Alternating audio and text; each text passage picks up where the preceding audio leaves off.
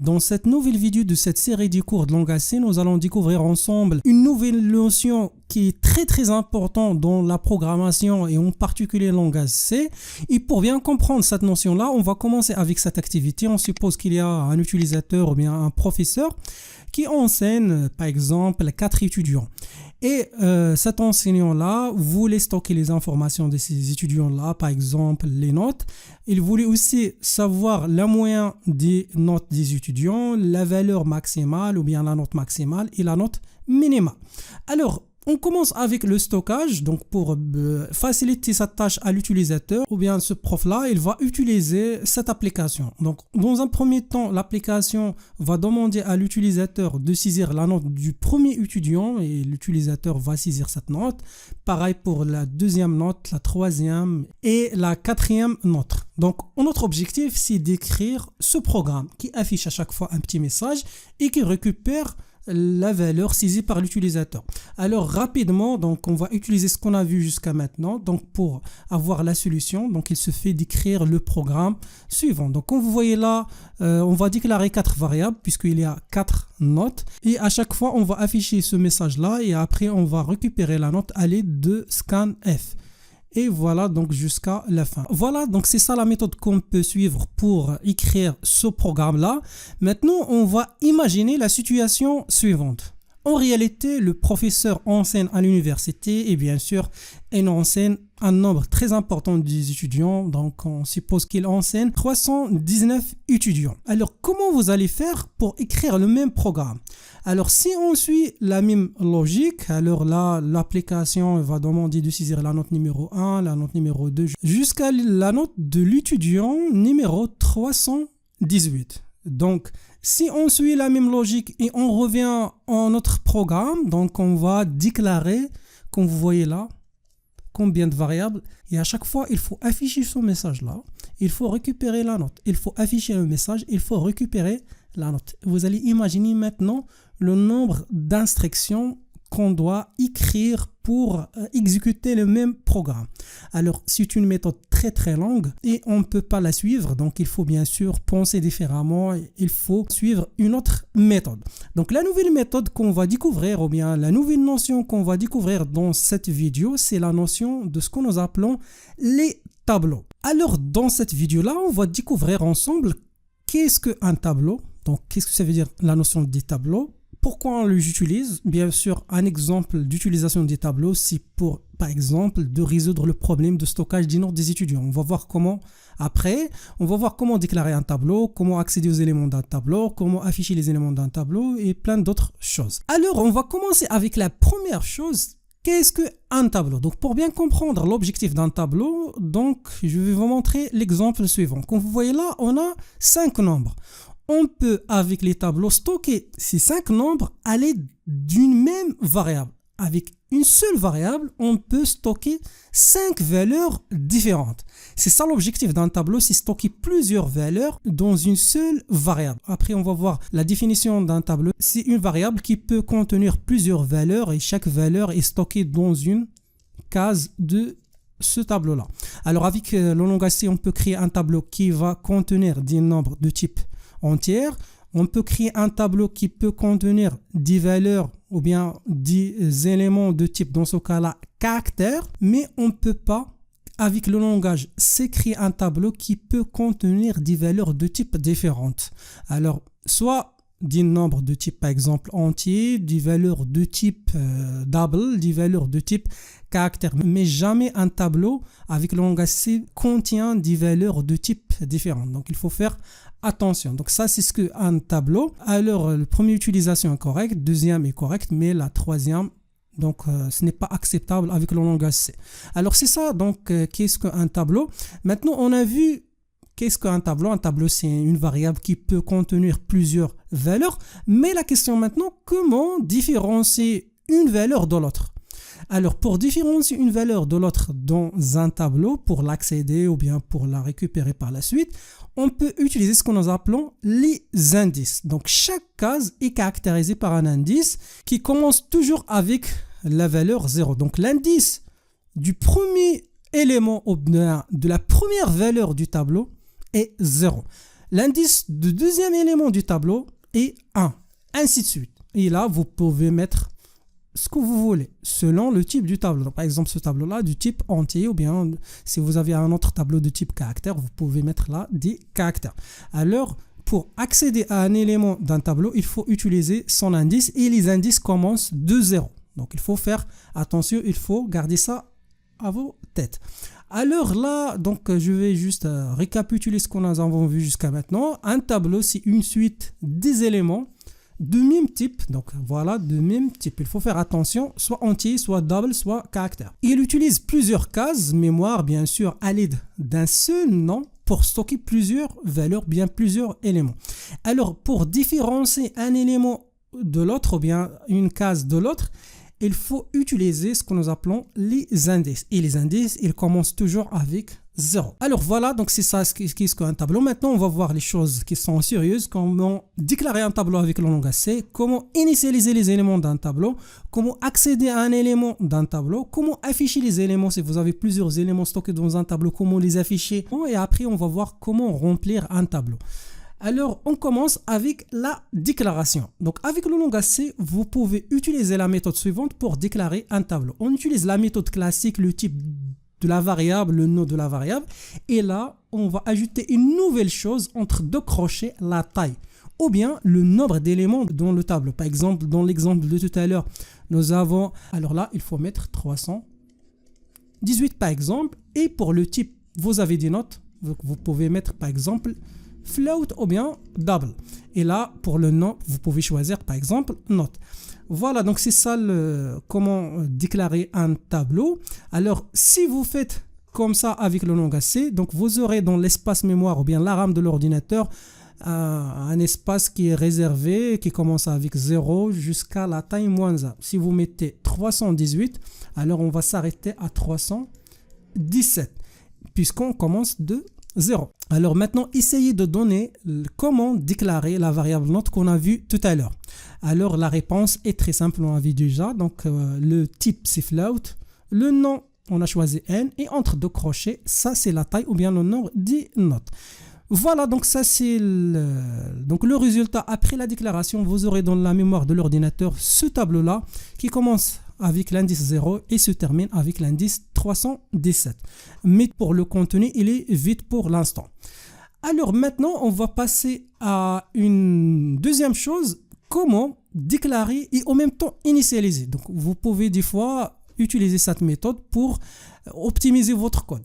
Alors, il y a deux méthodes pour déclarer et en même temps initialiser un tableau. Donc, la première méthode est très simple. Vous mettez le type, le nom du tableau, la taille ou bien le nombre des éléments et entre deux accolades, donc les valeurs que vous voulez mettre dans ce tableau-là.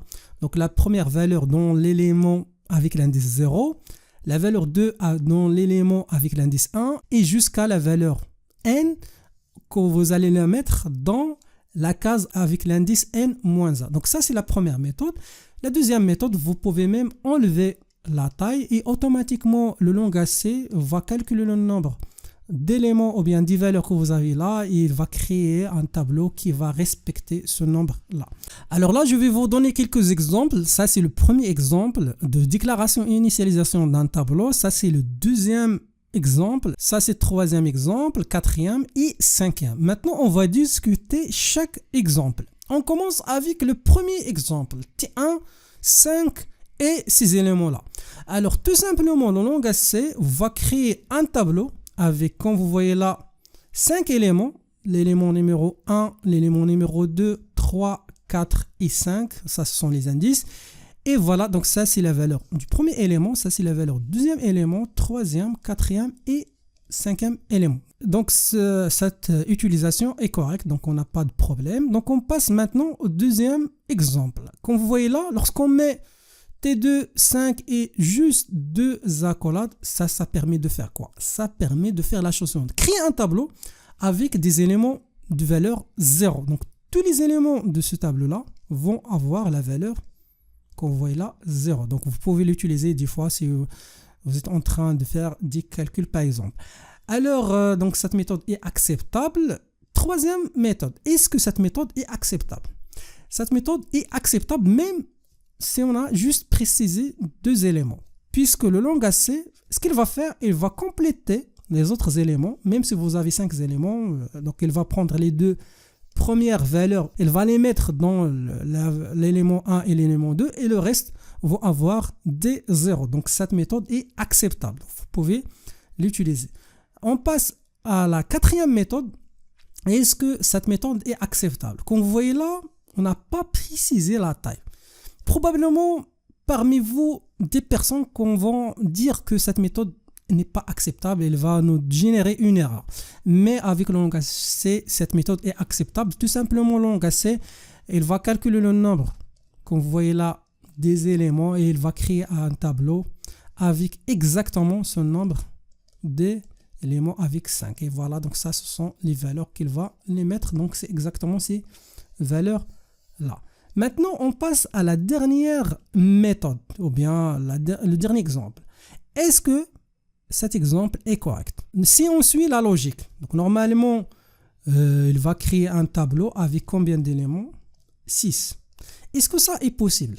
Non, puisque déjà la taille est 5. Alors là, ça c'est une erreur, donc on ne peut pas créer un tableau avec une taille, et pour le nombre des éléments, on utilise une taille supérieure à la taille déclarée au départ. Donc il faut faire attention. Dans ce cas-là, le cas de la taille, si vous faites, donc par exemple, la taille là, n, et là pour le nombre d'éléments, c'est un nombre, par exemple, m, strictement supérieur à n.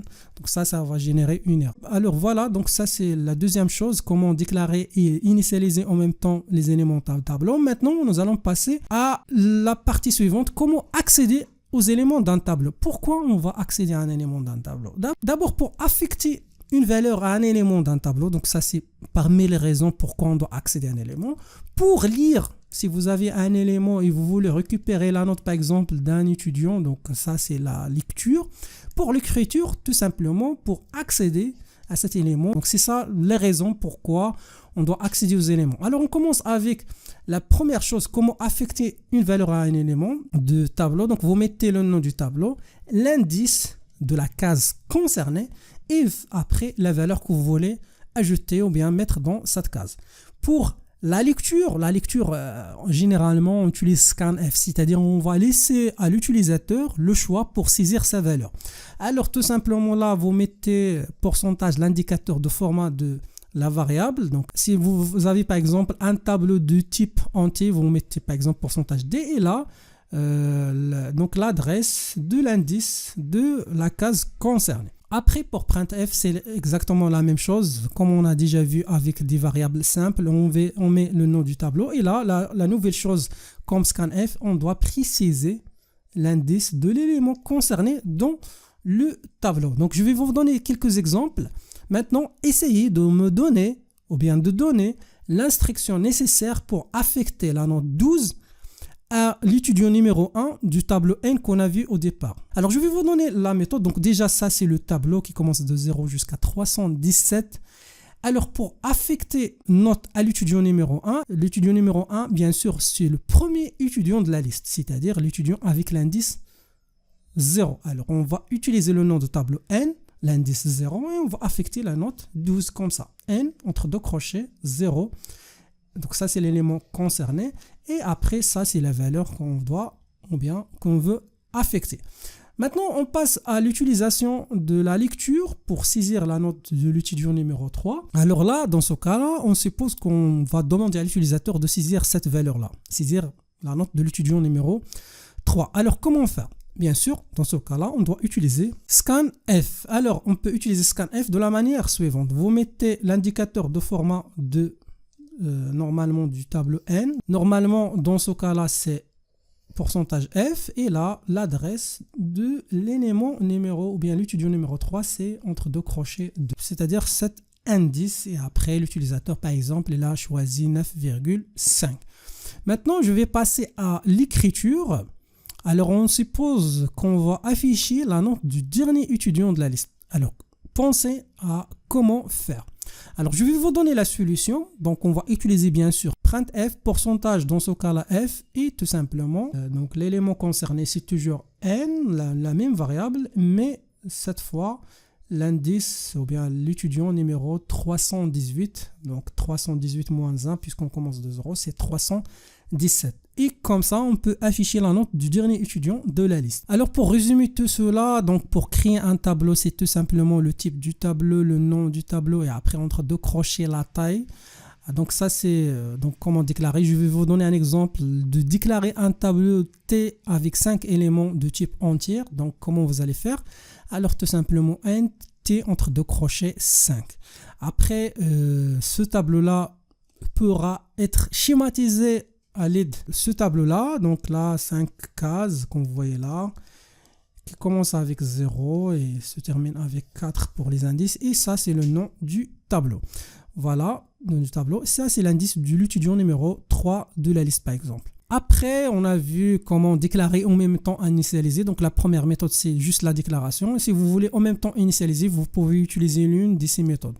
La première méthode, ou bien la deuxième, ou bien la troisième. Alors, il faut faire attention avec la première méthode. Si vous mettez là la taille n, il faut avoir ici exactement n éléments, ou bien une valeur inférieure à n. Si vous avez une valeur ou bien un nombre d'éléments supérieur à n, vous aurez une erreur.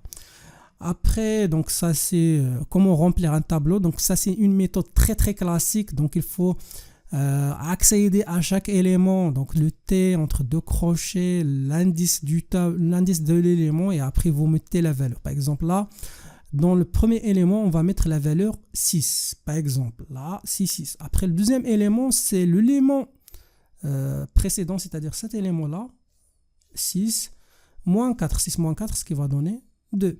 Après, on va prendre la valeur T0 fois T1, donc 6 fois 2, c'est-à-dire que la valeur de l'élément 3 du tableau, c'est 12. Après, l'élément 4, c'est 20.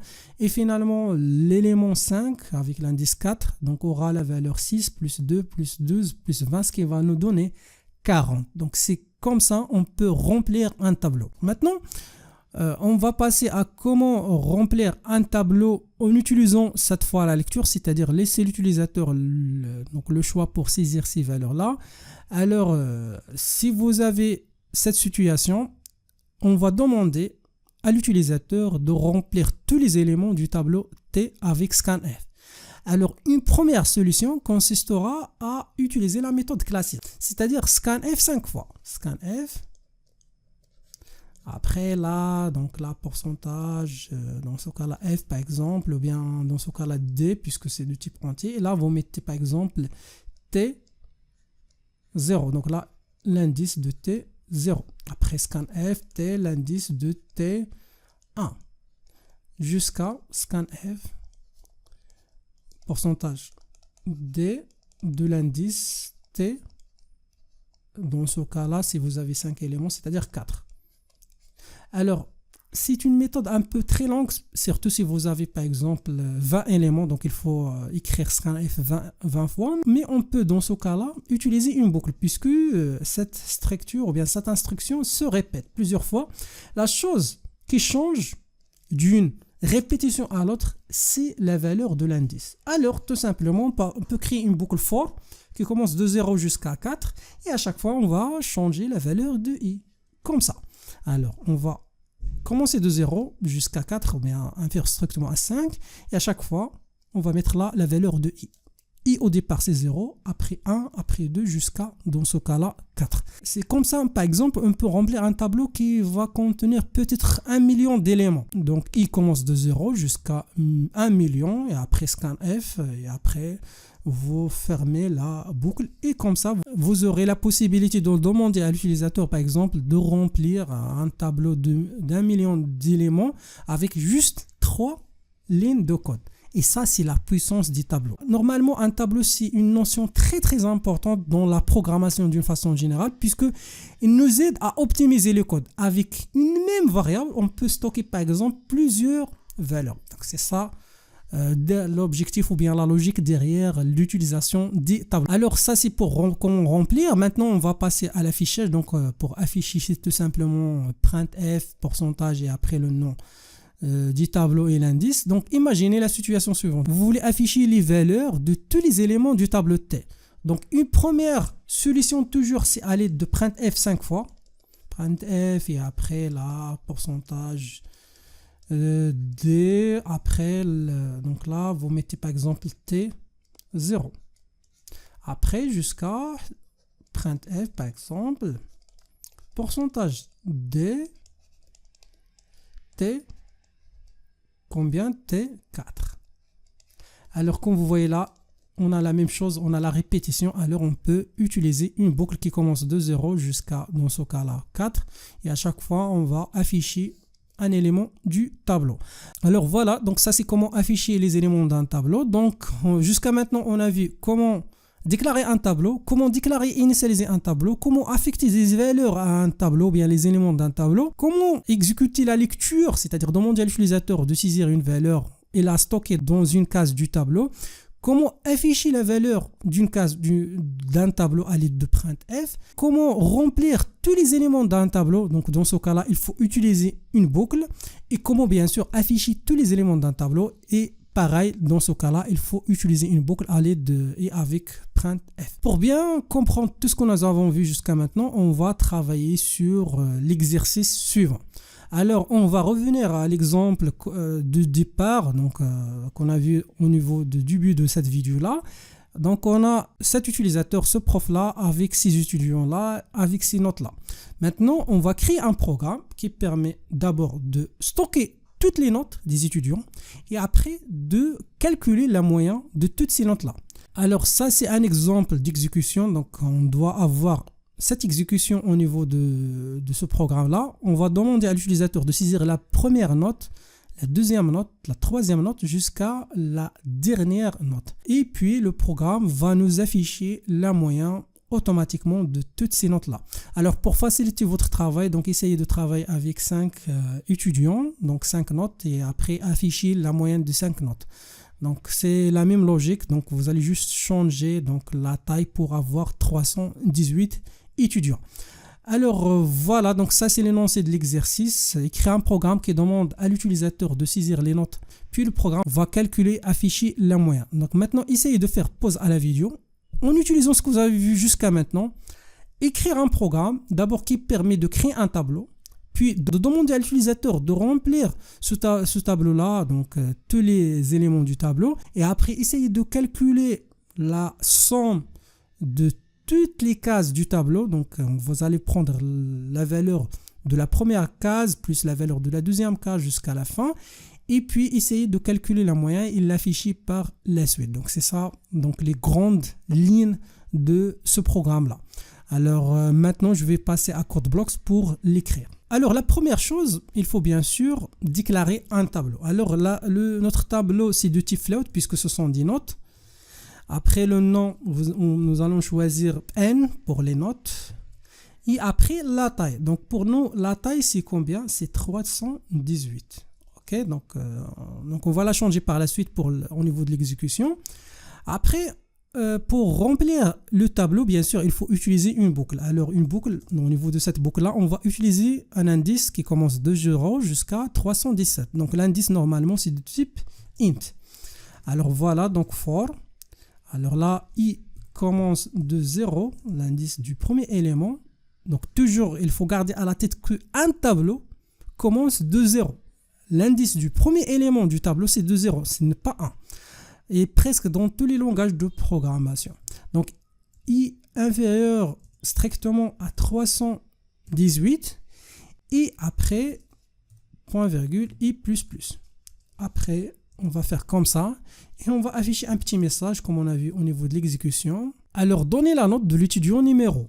Donc, on commence.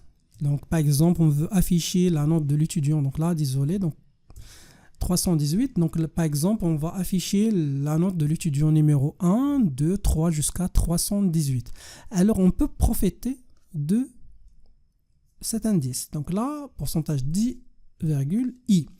Mais si on écrit i directement, donc on va afficher la note de l'étudiant numéro 0 de la liste, l'étudiant numéro 1 de la liste. Donc une liste ne commence jamais pour l'utilisateur ou bien pour un prof de 0. Donc il doit commencer de 1. Alors on va ajouter 1 au niveau juste de l'affichage. Donc là, on va ajouter 1 pour avoir la valeur 1 jusqu'à 318.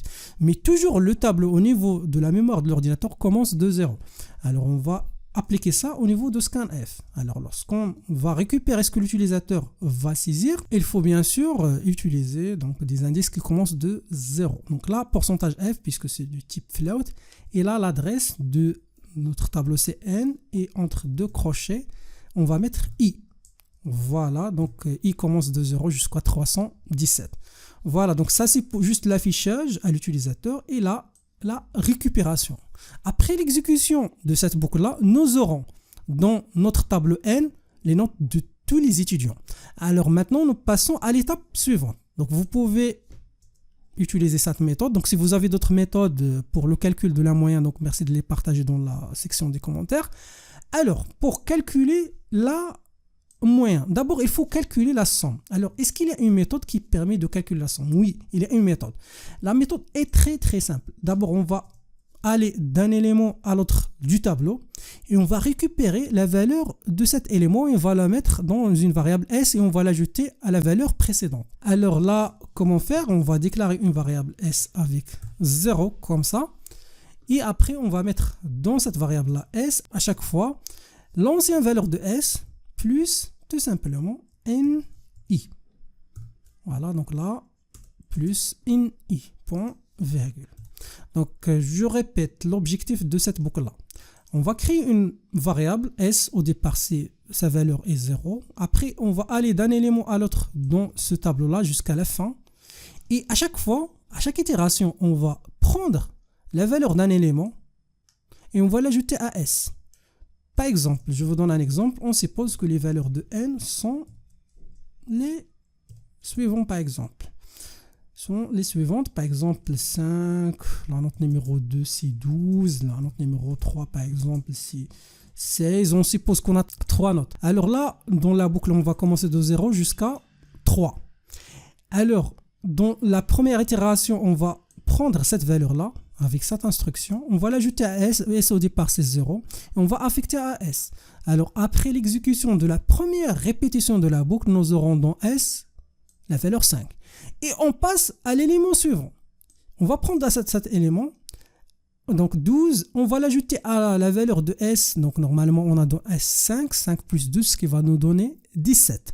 Et on va affecter 17 à S. Et au niveau de la dernière répétition de la boucle, on va prendre 16, on va l'ajouter à 17 et on va l'affecter à S, qui va nous donner normalement 33.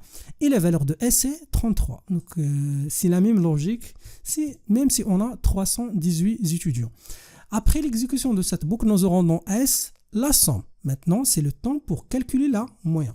Alors là, j'ai oublié d'ajouter les deux variables là, donc float. Donc là, on doit déclarer S et aussi on doit déclarer M. Voilà donc S sur normalement 318. Et après, pour l'affichage, tout simplement, printf, et on va écrire un petit message. Alors, la moyenne des notes est là, donc pourcentage f, pour avoir deux chiffres après la virgule, donc point de f. Et voilà, donc là, il faut bien sûr ajouter la variable m. Alors, si on exécute ce programme-là, il va demander à l'utilisateur 318 fois donc, le remplissage du tableau. Alors, pour faciliter les choses, on va choisir 5. Donc, au lieu de cette valeur-là, 5 éléments uniquement. Alors, on va exécuter notre programme s'il y a des erreurs. Alors, pas d'erreur. Donc, l'étudiant numéro 1, 15. L'étudiant numéro 2, c'est 12, 10, 17,5, 20. Et voilà, donc ça, c'est la moyenne. Alors, si donc vous exécutez à nouveau, juste toujours, il faut s'assurer que votre programme est correct pour savoir est-ce que le programme est correct ou non. Donc, vous allez choisir la même valeur, c'est-à-dire ici, la note 15. Normalement, le programme doit nous afficher 15. Voilà, donc notre programme est correct. Alors, une dernière chose. Alors, comme vous voyez là, au départ, si vous choisissez par exemple 10, donc il faut aller à chaque fois là, 5, vous modifiez 5 par 10, ainsi de suite. Alors, une méthode très simple pour changer une seule fois la taille et automatiquement cette taille-là changera pour les autres éléments. Alors là, vous pouvez déclarer une variable, par exemple taille, avec, par exemple, dans ce cas-là, 5. Et après, là, vous mettez quoi? Au lieu de 5, vous mettez là taille comme ça, la taille là, la taille là, et finalement la taille là.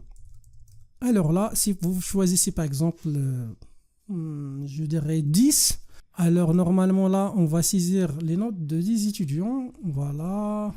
Alors là, c'est la note de dernier étudiant. Et voilà, donc ça c'est la moyenne générale. Donc on peut simplement changer la taille et automatiquement les autres valeurs du tableau seront changées.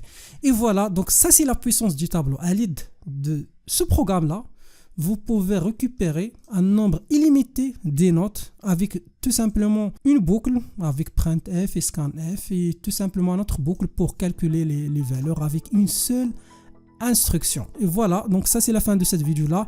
Ce qu'il faut garder à la tête, c'est de savoir comment déclarer un tableau.